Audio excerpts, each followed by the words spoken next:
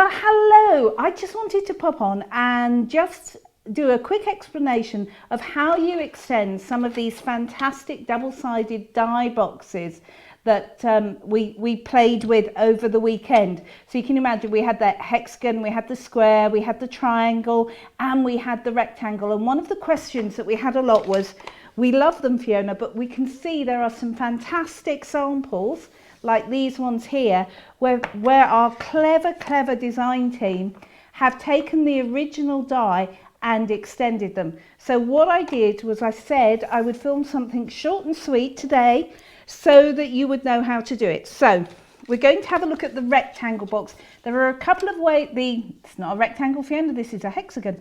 Okay, we're going to have a look at the hexagon box. And what I've done, these are your double-sided dies, as you may remember. So they cut both sides in one pass with your magic plates. So what I've done is I've gone ahead and I've cut my two parts.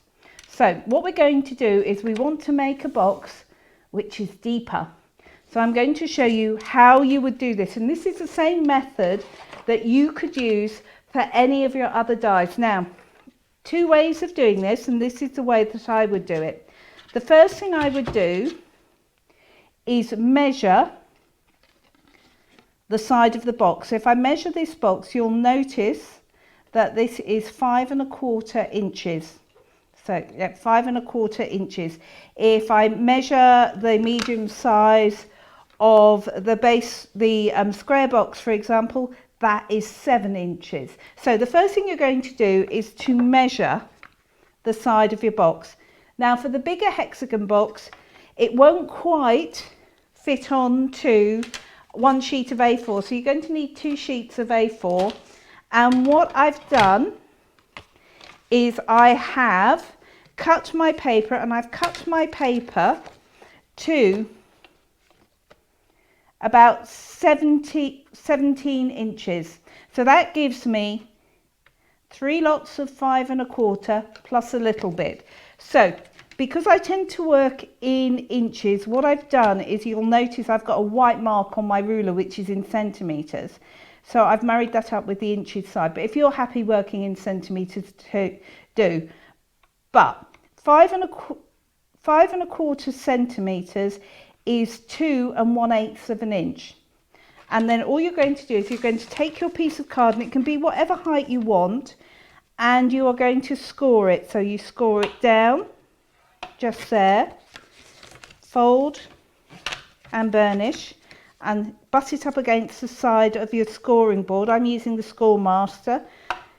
Score down again, fold and burnish, and then score down for a third time, making sure that is butted up just on that crease. So you'll see what that's given me is 3 equal panels plus a little bit, which is a glue tab. So at this point, all you need to do is just burnish these folds. There we go. And burnish them all.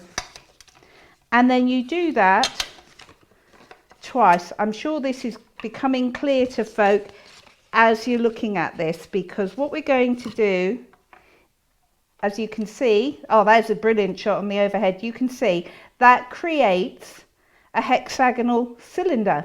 So first thing to do is to glue these two together, and for speed what I'm going to do is to use a tape runner, but of course at home you could use your Collall tacky glue, or if you're using uncoated cardstock you could use your Collall all-purpose as well. So we're going to take that bit, butt it up against the edge of our card, and just glue that down. So now I've got a 6-panel strip of card, and I'm just going to cut my little tabs on the other end, and that's where my score line is there. So then you take your box, and this really could not be simpler. You pop your tape all the way down the edge there, and then you're going to affix this to your box. So you are literally just going to take this, down each side like so. So there we go. And you wrap that round, there we are, and then you're going to glue that on, and then of course what you can do is fit your lid on.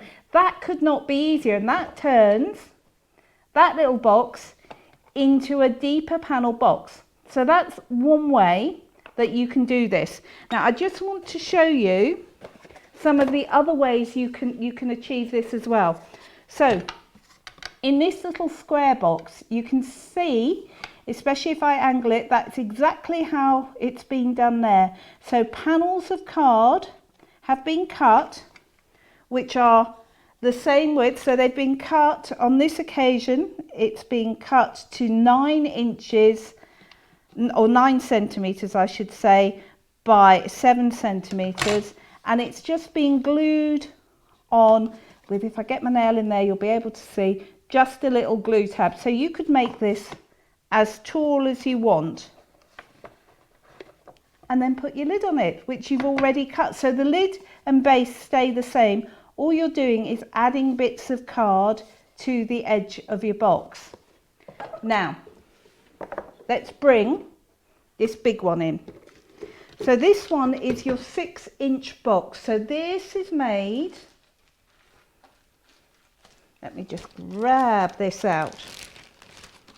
So to do this, you're going to cut yourself a box just like this, and I'm going to show you how we make one panel of this. So first off, what we're going to do is just fold these in, because what I'm checking, because I can't remember, was which was my base and which was my lid in here. I think it's that way round.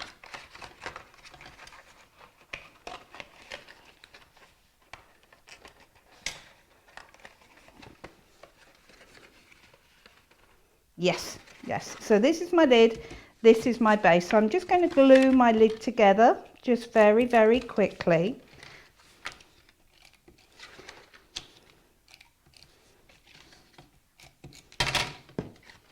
Like so, and then you can put this bit to one side.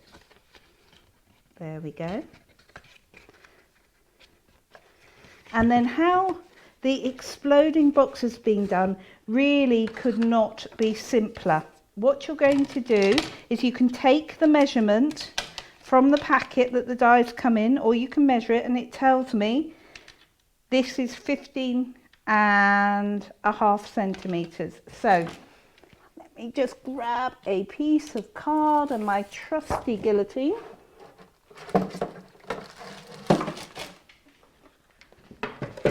So what we're going to do is measure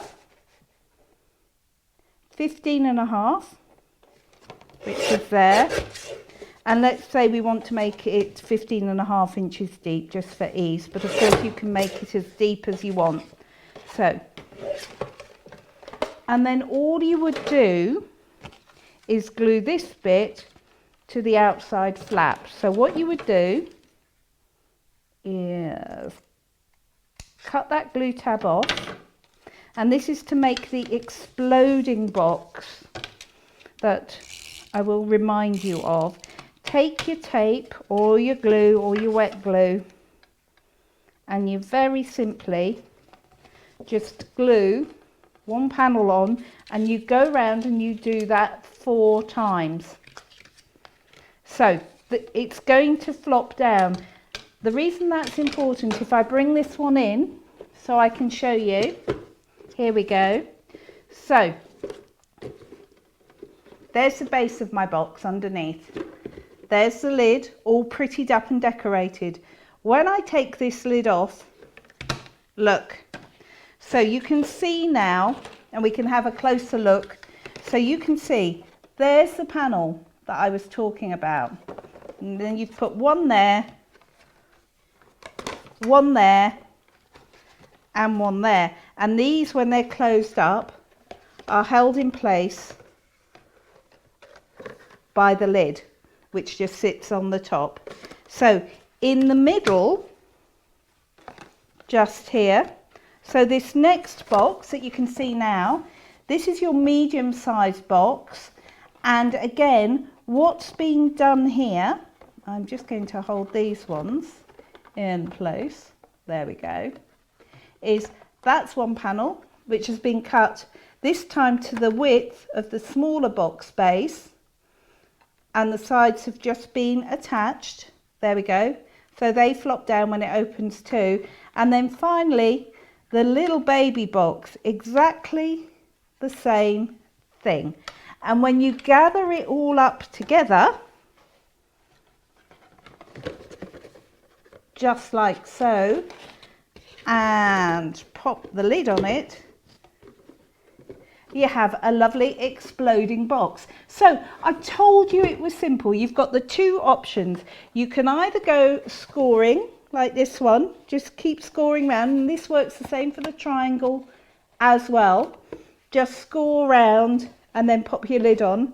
Or you can do this option where you have the panels floating free, and you can do that on either. So you can take this one from the square box to a big box.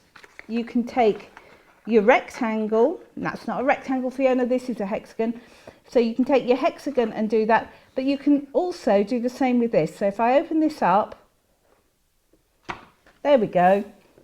So this is just panels added on. The glue tabs have been cut off, and then you've got the little box in the middle. So have fun. It is very easy. If you do have any questions, do come back to me and I'll try and answer them. But hopefully you'll be able to see how super easy it is to achieve this with the great double-sided dies and make these boxes whatever size you fancy.